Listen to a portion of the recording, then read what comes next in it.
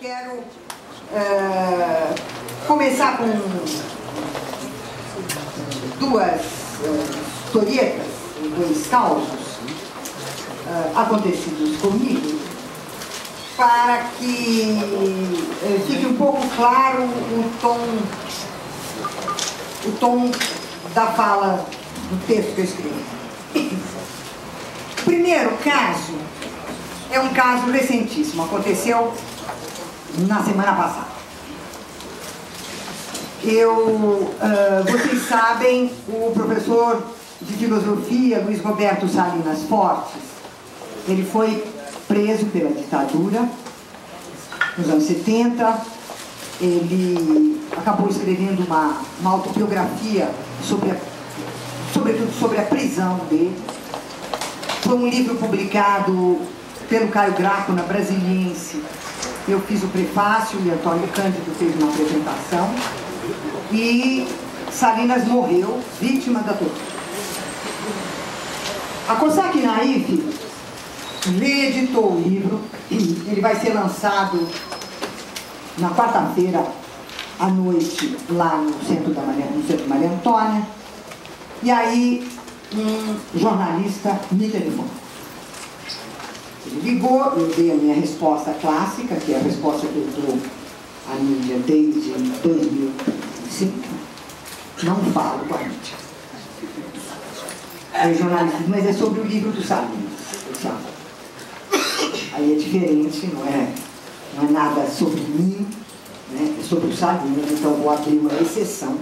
Eu lhe dou uma entrevista. Ele fez umas 5 ou 6 perguntas. E a 7ª foi...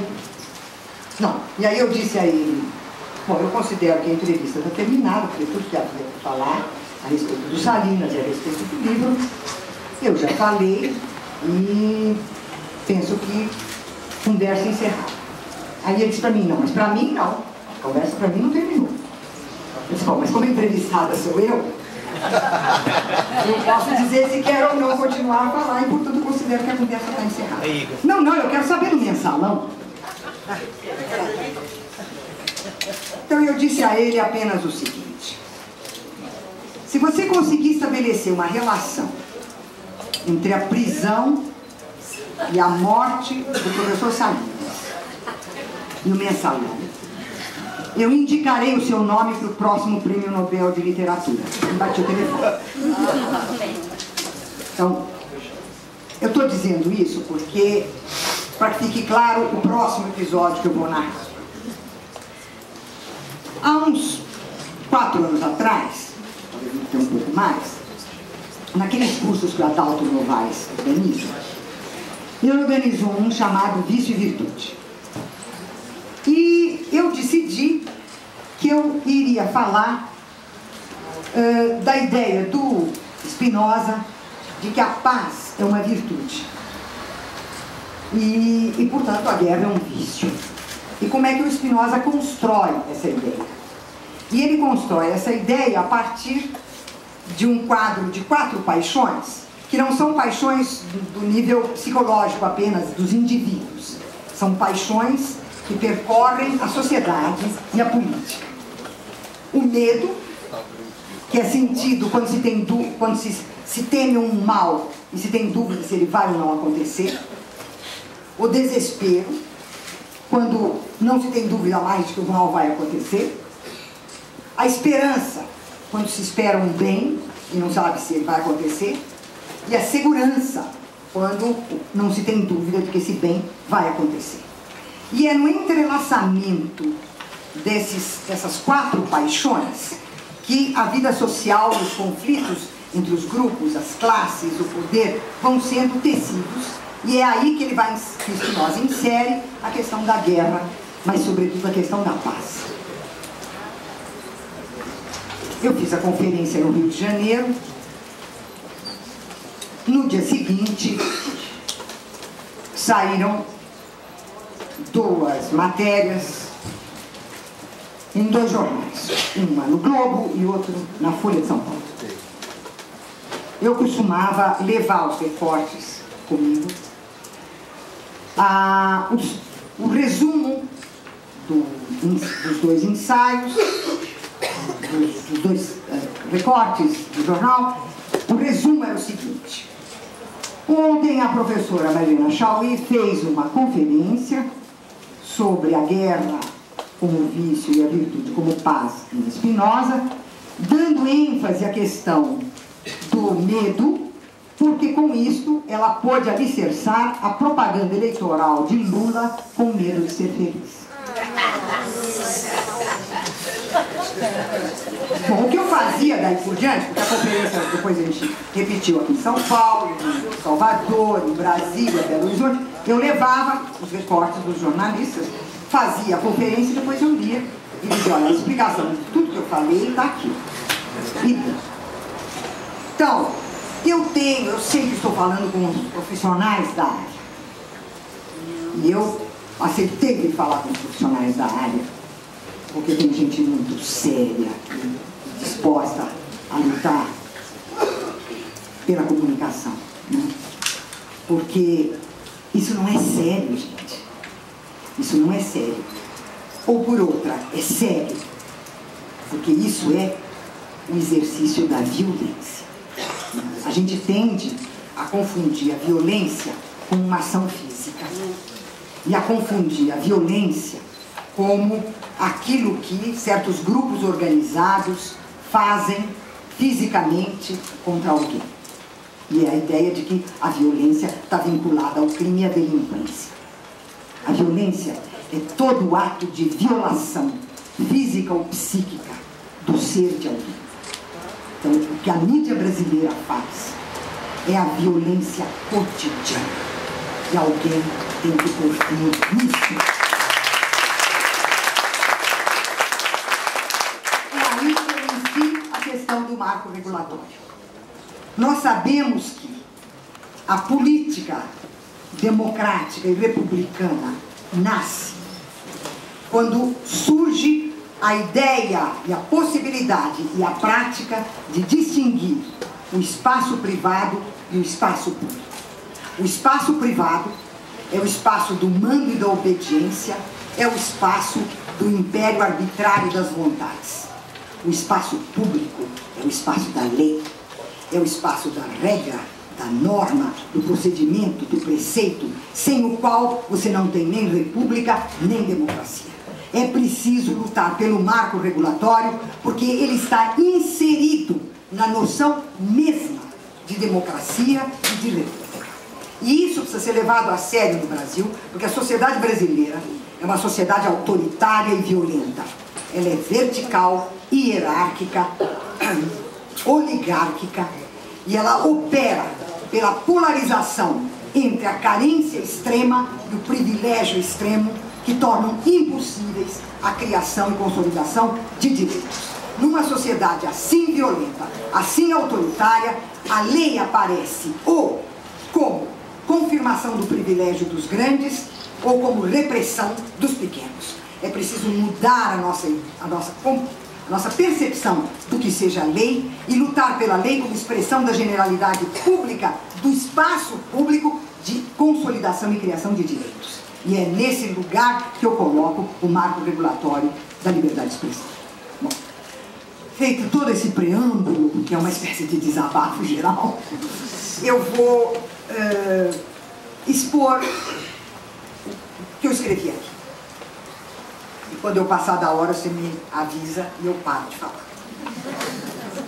A população brasileira acostumou-se a ouvir e ver programas da mídia em que os entrevistados, os debatedores, os competidores dos torneios de auditório, os que aparecem nos noticiários, são convidados e mesmo instados com vigor a que falem de suas preferências, indo desde sabores de sorvete até partidos políticos, desde livros, músicas e filmes até hábitos sexuais. Também tornou-se um hábito nacional jornais e revistas especializarem-se cada vez mais em telefonemas para, entre aspas, personalidades, indagando-lhes sobre o que estão lendo no momento, que filme foram ver na última semana, que roupa usam para dormir, qual a lembrança infantil mais querida que guardam na memória, que música preferiam aos 15 anos, o que sentiram diante de uma catástrofe nuclear ou ecológica, ou diante de um genocídio, ou de um resultado eleitoral. Qual o sabor do sorvete preferido, qual o restaurante predileto, qual o perfume desejado. Os assuntos se equivalem. Todos são questão de gosto ou de preferência. E todos se reduzem à igual banalidade do gosto, não gosto, achei ótimo, achei horrível. A forma das entrevistas de personalidades indica que a mídia tornou irrelevantes as categorias da verdade e da falsidade, substituindo-as pelas noções de credibilidade ou plausibilidade e confiabilidade. Para que algo seja aceito como real, basta que apareça como crível ou plausível, isto é, oferecido por alguém confiável. Os fatos cedem lugar a declarações das personalidades autorizadas, que não transmitem informações, e sim preferências. E as preferências se convertem imediatamente em propaganda. Qual a base de apoio da credibilidade e da confiabilidade das personalidades? Sua vida privada como suporte e garantia da ordem pública. Em outras palavras, os códigos da vida pública passam a ser determinados e definidos pelos códigos da vida privada, abolindo-se a diferença entre o espaço público e o espaço privado. O que se passa com a opinião pública?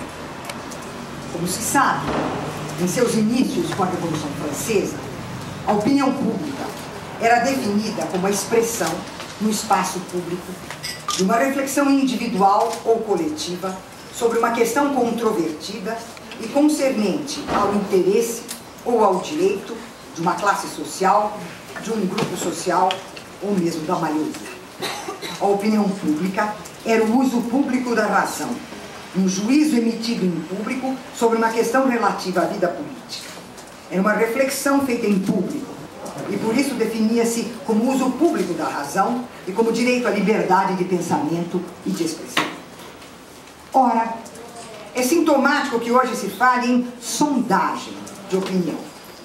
Com efeito, a palavra sondagem indica que não se procura a expressão pública, racional, de interesses ou de direitos, e sim que se vai buscar num fundo silencioso, num fundo não formulado, num fundo não refletido, que se procura fazer vir à tona o não pensado. O que existe sob a forma de sentimentos e emoções, de preferências, gostos, aversões e predileções, como se os fatos, os acontecimentos da vida social e política pudessem vir a se exprimir pelos sentimentos pessoais. Em lugar de opinião pública, ou de expressão racional de interesses, direitos e conflitos, tem-se a manifestação pública de sentimentos. É possível perceber 3 deslocamentos sofridos pela ideia e a prática da opinião pública. O primeiro é a substituição da ideia de uso público da razão para exprimir interesses, direitos e conflitos de indivíduos, grupos e classes sociais pela ideia da expressão em público de sentimentos, emoções, gostos e preferências individuais. O segundo é a substituição do direito de cada um e de todos de opinar em público pelo poder de alguns para exercer esse direito, surgindo assim a curiosa expressão formador de opinião, aplicada a intelectuais, artistas e jornalistas. Ou seja, se a opinião pública é o direito ao uso público da razão para exprimir interesses, direitos, conflitos entre indivíduos, grupos e classes, a expressão formador de opinião é absurda. Ninguém pode formar a opinião por mim, pelo meu grupo, pela minha classe. Deixa de ser opinião. Se houver um formador de opinião, a opinião deixou de ser opinião e deixou de ser opinião pública. O terceiro decorre de uma mudança na relação entre os vários meios de comunicação sob os efeitos das novas tecnologias e da formação de oligopólios midiáticos globalizados. Esse terceiro deslocamento produziu uma mudança na forma de ocupação do espaço da opinião pública pelos profissionais dos meios de comunicação. Assim, por exemplo, no caso da imprensa, deu-se a passagem gradual do jornal como órgão de notícias a órgão de opinião, ou seja, os jornalistas comentam e interpretam as notícias opinando sobre elas. Eles passam a ocupar o lugar que tradicionalmente cabia aos grupos, às classes sociais e aos partidos políticos. E, além disso, a sua opinião não fica restrita ao meio impresso, mas passa, por um lado, a servir como material para os noticiários de rádio e televisão e, por outro lado, espalha-se pelas redes da multimídia. Essas, porém, ao mesmo tempo em que potencializam o jornalismo impresso, podem destruí-lo, pois vários estudos mostram que, para tentar salvar-se, o jornalismo está ficando cada vez mais rápido, inexato, barato. E para tentar conservar um público leitor, julga dever dirigir-se a públicos específicos. Passa a um jornalismo não investigativo, e sim assertivo e partidarista, detentor da chamada credibilidade e plausibilidade. E, portanto, ele se torna, o jornalismo, um dos protagonistas da destruição da esfera da opinião pública que ele parecia defender. A desinformação é o principal resultado da maioria dos noticiários, nos rádios, nos jornais, no rádio, na televisão e na multimídia. Pois, de um modo geral, as notícias são apresentadas de maneira a impedir que se possa localizá-las no espaço e no tempo. Paradoxalmente, as mídias podem oferecer-nos o mundo inteiro num instante, mas o fazem de tal maneira que o mundo real desaparece, restando apenas retalhos fragmentados de uma realidade desprovida de raiz no espaço e no tempo. Colocando num mesmo tempo e num mesmo espaço, ou seja, na tela, informações de procedência, conteúdo e significado completamente diferentes, mas que se tornam homogêneos pelo modo da sua transmissão, a desinformação impera. Como desconhecemos as determinações econômico-territoriais, geográficas, geopolíticas, sociais, como ignoramos os antecedentes temporais e as consequências temporais dos fatos noticiados, não podemos compreender o seu verdadeiro significado. O paradoxo está em que há uma verdadeira saturação de informação, mas, ao fim, nada sabemos depois de termos tido a ilusão de que fomos informados sobre tudo. Somos persuadidos de que efetivamente vemos o mundo quando vemos as telas dos diferentes tipos de aparelhos. Entretanto, como o que vemos são imagens escolhidas, selecionadas, editadas, comentadas e interpretadas pelo transmissor das notícias, então é preciso reconhecer que as telas são o mundo. É esse o significado profundo e preciso da ausência de referenciais concretos de lugar e de tempo, ou seja, das condições materiais, econômicas, sociais, políticas, históricas dos acontecimentos. Essa ausência não é uma falha, não é um defeito, é um procedimento deliberado de controle social, político e cultural. Desinformar e controlar. A multimídia potencializa o fenômeno da indistinção entre as mensagens e entre os conteúdos. Como todas as mensagens estão integradas num mesmo padrão cognitivo e sensorial, uma vez que educação, notícias e espetáculos são fornecidos pelo mesmo meio, os conteúdos se misturam e se tornam indiscerníveis. No sistema de comunicação multimídia, a própria realidade fica totalmente imersa em uma composição de imagens virtuais, num mundo irreal, no qual as aparências não apenas se encontram na tela comunicadora da experiência, mas se transformam elas próprias em experiência dos outros. Todas as mensagens, de todos os tipos, são incluídas no meio, porque fica tão abrangente, tão diversificado, tão maleável, que absorve no mesmo texto, ao mesmo tempo, no mesmo espaço, toda a experiência humana, passada, presente e futura, como um único ponto do universo. Do ponto de vista da democracia, a questão que se coloca, portanto, é saber quem detém o controle dessa massa cósmica de informação. Ou seja, O problema é saber quem tem a gestão de toda a massa de informações que controla a sociedade. Quem utiliza essas informações, como e para que as utiliza.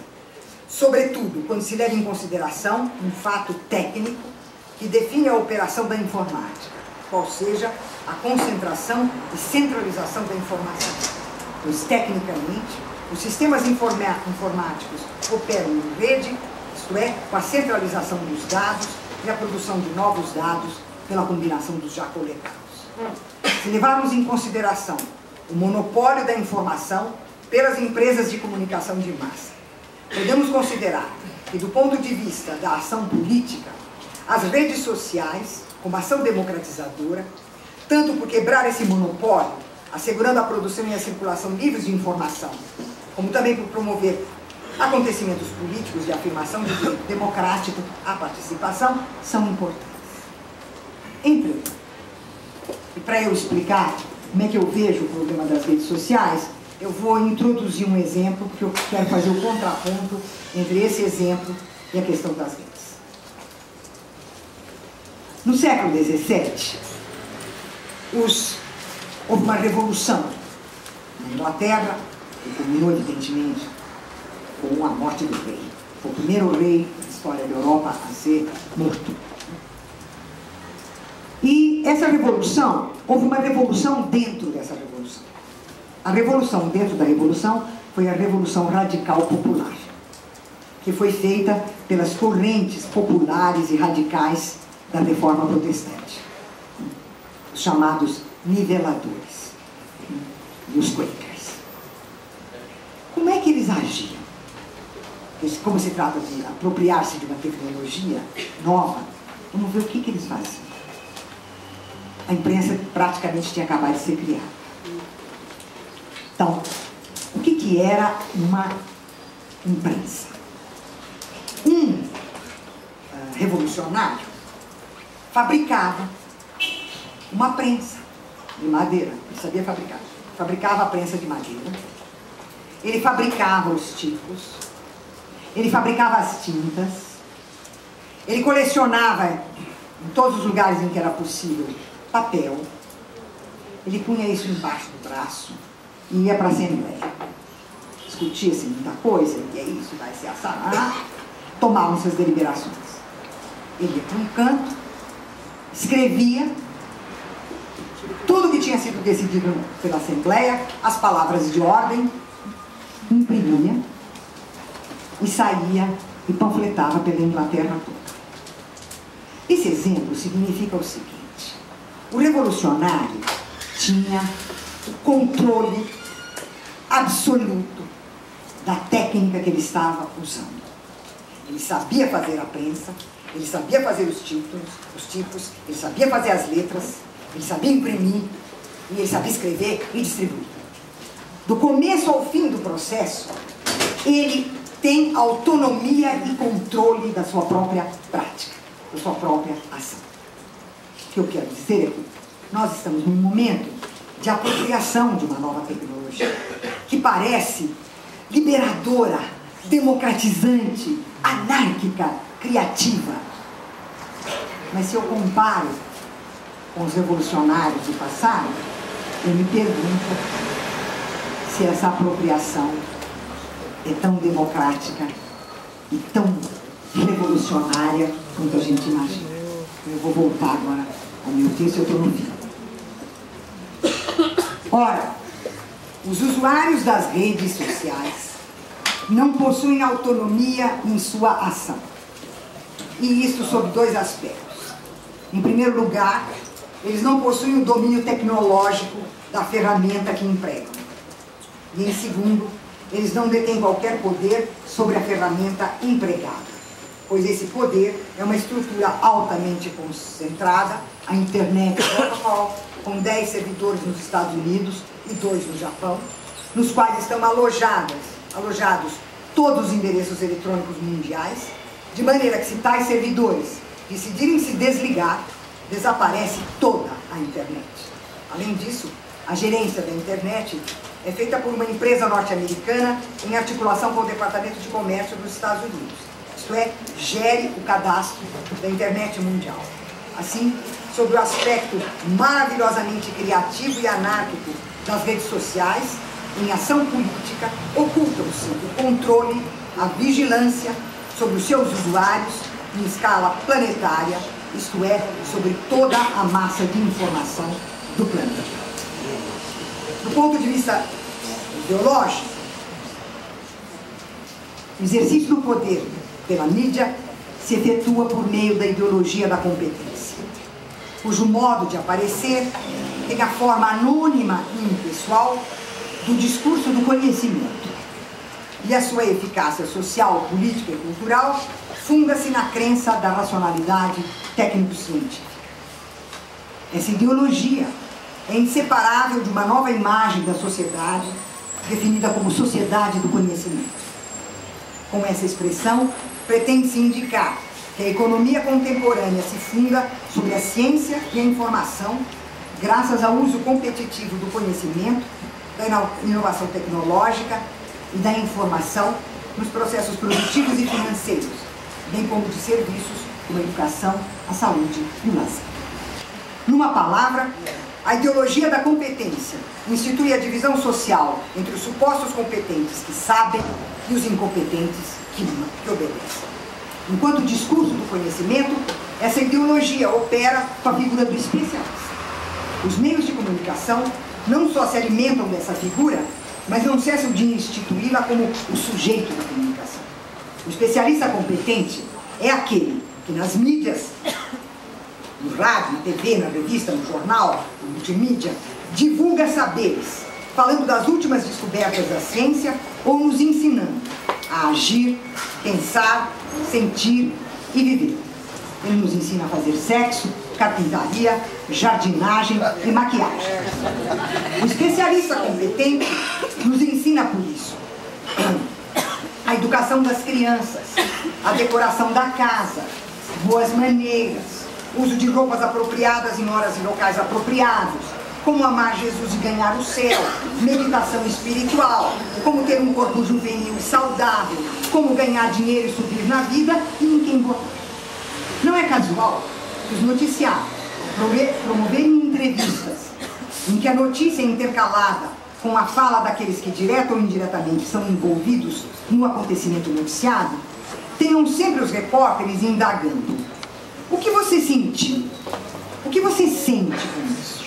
Ou o que você achou disso? O que você acha disso? Você gostou? Você gosta? Você não gosta disso?